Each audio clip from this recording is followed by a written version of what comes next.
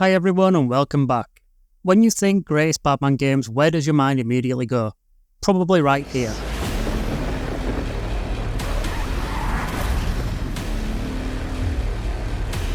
Joker's loose. I feel I should thank you. The Arkham series. Rocksteady's masterpieces. Groundbreaking, atmospheric, the games that finally truly made you feel like the Batman. They deserve every bit of praise they get. But what if I told you the ancestral DNA for Arkham's great fear-inducing shadow-stalking gameplay wasn't born in the Asylum? What if its roots go back further, to a game that many may have forgotten, a movie tie-in game?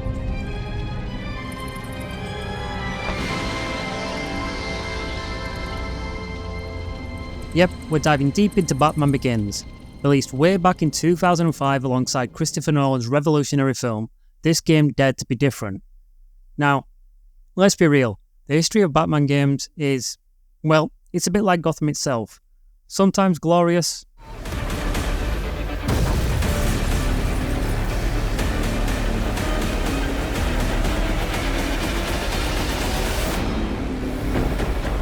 but often dark and terrifying for all the wrong reasons.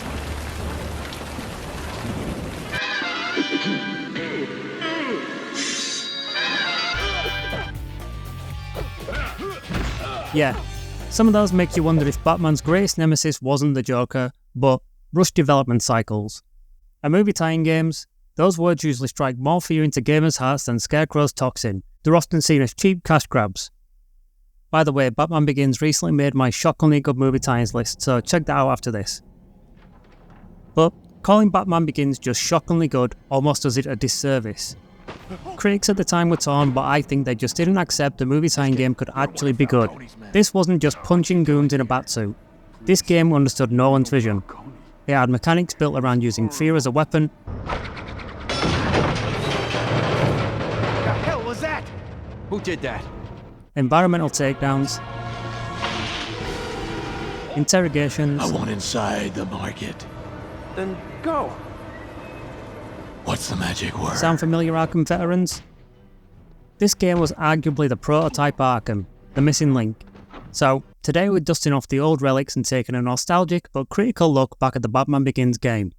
How faithful was it to one of the best superhero movies ever made? How exactly did it capture that unique Nolan atmosphere and lay the groundwork for future Bat greatness? And, most importantly, strip away the nostalgia goggles, is it still actually fun to play today? So grab your grappling hook and maybe a cup of tea. Alfred would approve. Let's find out.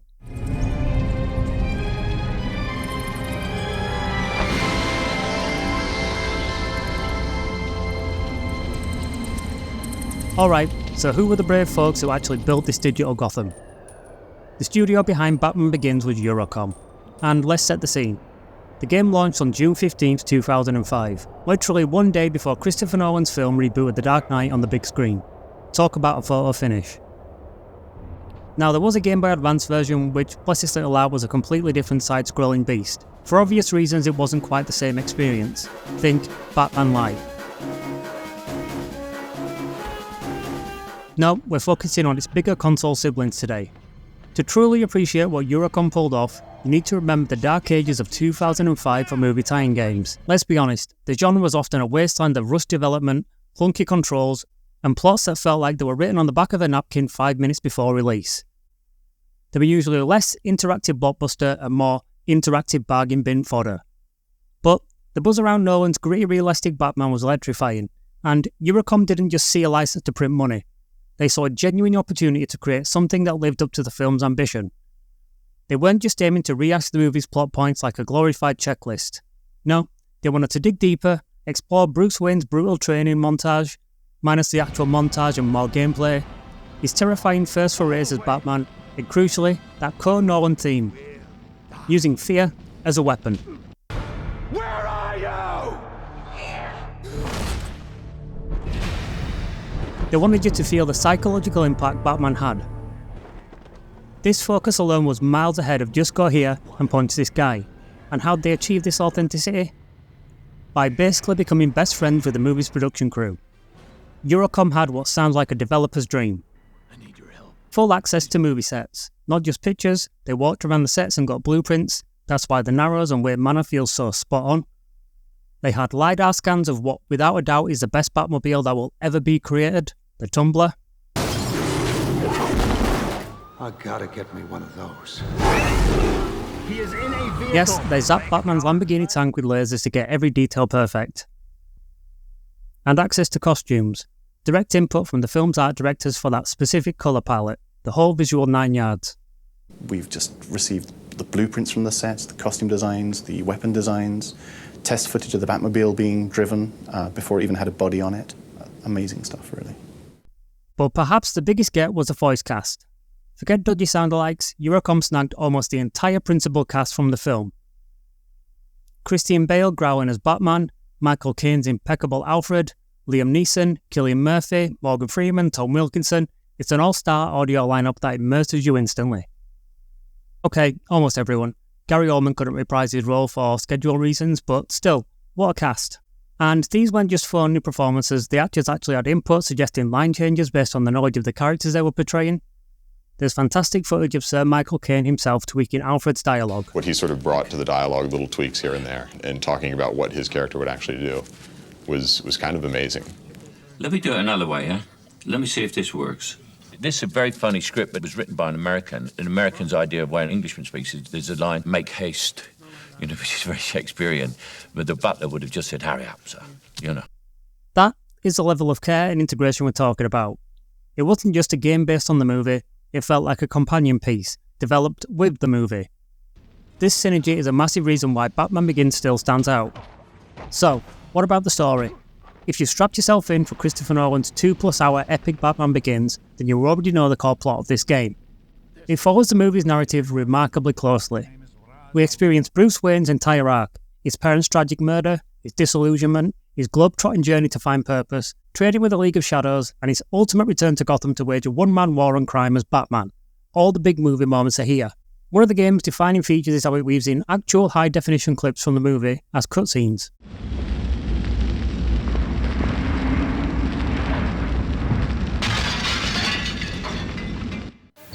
It was the same fear that made me become. You'll be sneaking through a level looking distinctly, well, PlayStation 2-y, and then suddenly boom, you're watching Christian Bale or Liam Neeson in glorious film quality, delivering key exposition or dramatic moments. It's a bit like channel surfing, between 2005 gaming and 2005 cinema, but it absolutely drives home that feeling you're playing through the film, like an interactive extended cut. However, close adaptation does not mean carbon copy. The game's developers smartly used the interactive medium to expand on certain areas, giving us more than the movie could show. Think of it as bonus content you get to play, such as Bruce's intensive training period. The movie gives an iconic montage. The game turns that montage into a fully fleshed out gameplay section. We spend more time learning the shadowy arts with the League of Shadows and their enigmatic leader, Ra's al Ghul. And yes, the movie insists on calling him Ra's al Ghul. Look, we all know it's pronounced Ra's, like the comics, like the animated series. It's a weird Nolan quirk that probably gives comic fans a collective eye twitch. Very thorough, Terry. Though father's name was pronounced Ra's, not Raz. A common mistake. Let's just agree to disagree with Nolan on this one and move on. Anyway, this extended training isn't just padding. It cleverly serves as the game's integrated tutorial.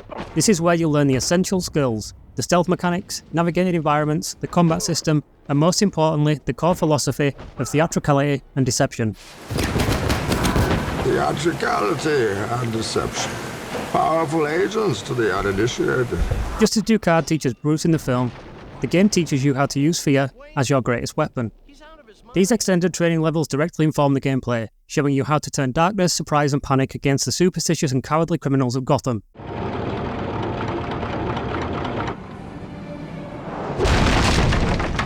Look out! Alright, enough backstory, let's get our hands dirty with the game itself. And the first thing you'll notice firing it up today, nearly 2 decades after the release, which is frankly terrifying, is just how shockingly good this game still looks. Seriously, for a 2005 movie tie-in game running on a PS2, Xbox or the GameCube hardware, the visuals often defy their age. Look at the texture work in these environments, the moody atmospheric lighting that just screams Gotham, the surprisingly detailed skybox. They didn't just phone this in, it holds up remarkably well. But the real showstoppers, especially considering the voice cast, are the character models. Eurocom somehow managed to avoid the creepy dead-eyed stare common in games back then, and even present in newer games. Mass Effect Andromeda, I'm looking at you. Christian Bale's face, his batsuit looks right, Cillian Murphy's scarecrow mask is unnerving, Michael Caine is Alfred, Liam Neeson looks suitably intimidating. The likenesses are genuinely uncanny for the era. It's crazy how spot on they got them. Even little things like check out the cape physics. That iconic cape wasn't just a stiff board hanging off Batman's back. It flowed, it reacted to movement, it billowed dramatically. Even the gliding, while maybe not Arkham smooth, it felt weighty and looked cool. These little things add so much to immersion, but graphics and capes are just window dressing. What truly defined Batman Begins Again was its groundbreaking focus on fear and intimidation. This wasn't just about landing punches, it was about becoming the nightmare. The game literally had a fear meter. Your goal? To max it out by playing like Batman. Use stealth, perform silent takedowns, utilise gadgets like smoke pellets or that awesome high-frequency emitter that calls in a swarm of bats. Yes, you weaponise bats. And leverage the environment itself to terrify your enemies.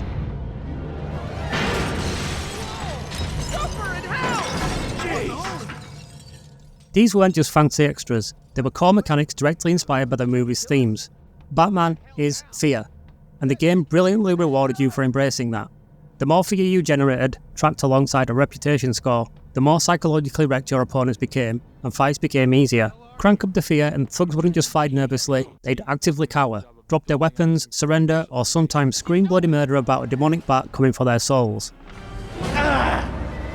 You know who I am. The Batman, please, don't eat my soul. That's a new one. Build up these meters high enough and the goons would see you as an actual demonic bat-type creature, as shown in the movies. Dr. Caine isn't here right now, but if you'd like to make an appointment...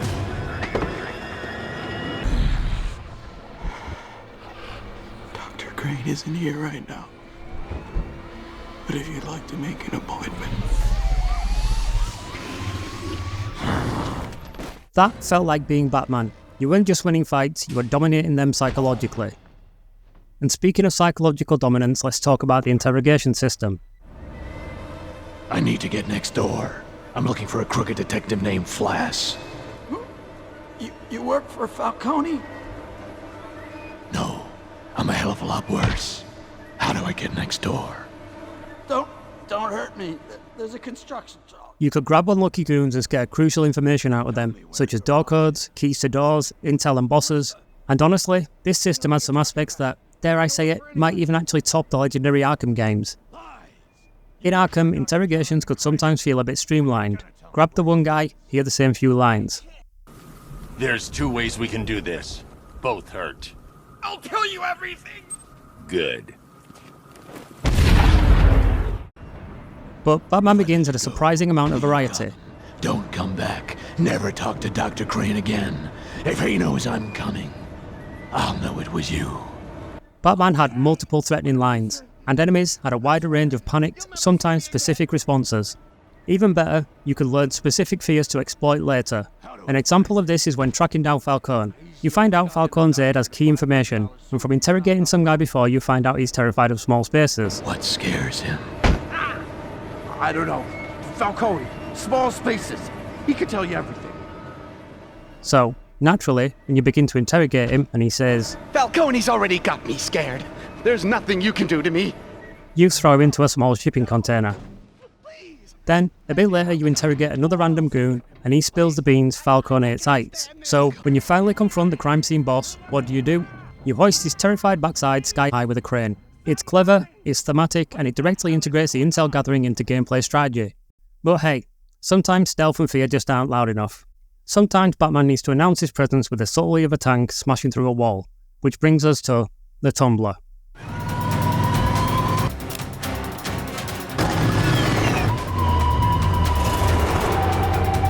So what do you think? Does it come in black? Forget sneaking, these driving sections were pure automotive chaos. Think Burnout, but instead of a sports car you're driving a military-grade stealth tank. I'm out of the chase! You tear through Gotham streets, obliterating vehicles, collecting NOS boosts, because, of course, launching rockets at armoured trucks, jumping ridiculous gaps, and yes, even saving contaminated gravel. Gravel. You rescued a truckload of kitty litter, thank heavens. For a moment, I feared all that destruction was for nothing. Alfred's deadpan "you rescued a truckload of kitty litter" after that mission is just perfect comedic timing. Driving this unstoppable Lamborghini tank, especially through the greener outskirts near Wayne Manor, which also looked great, was an awesome, empowering change of pace that perfectly captured the sheer brute force of Nolan's Batmobile. So after digging this game out of the archive nearly 20 years since it first hit shelves, yes, 20, where does Batman Begins stand today? We asked at the start, was it any good? Well, let's be real, it's not flawless. It wears its mid-2000s design on its utility belt. The combat, while functional, can feel a tad clunky and repetitive by today's fluid standards. The camera sometimes decide that the most interesting thing in the room is a random patch of wall. And yes, the levels are generally quite linear, guiding you from A to B, though thankfully, often with multiple stealthy paths to choose from. And then there's this. I mean, look at it. It's like an alien watched a human climb once, completely misunderstood the mechanics but tried to blend in anyway, with maximum awkwardness. It's baffling, it's hilarious, and frankly, it's unforgettable. But despite the occasional jank and potentially the most bizarre ladder climbing animation in gaming history, the answer to was it good is a loud resounding yes. The focus on fear tactics was genuinely innovative for its time. A brilliant design choice that truly captured the psychological warfare aspect of the Nolan films. You can absolutely see the seed here for what the incredible Arkham games would perfect just 4 years later. And, amazingly, in some areas, Batman Begins did it better, like the depth and variety of the interrogation system. You're real! I don't know anything! Add that to the graphics and the character models that still hold up surprisingly well today, the phenomenal voice cast bringing the characters to life, and the moody sound design, from hearing the panicked heartbeats of nearby thugs, to the thunderous roar of the Tumbler tearing through Gotham.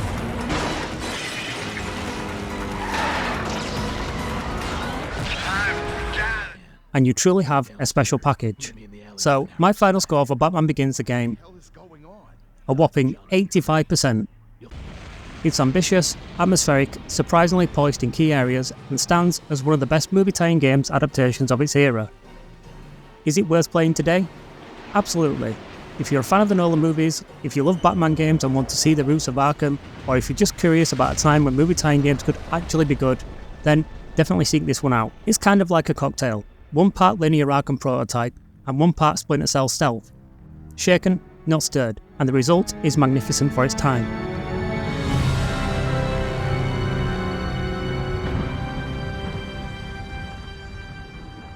So, there you have it, my retrospective review of the Batman Begins movie tie-in game.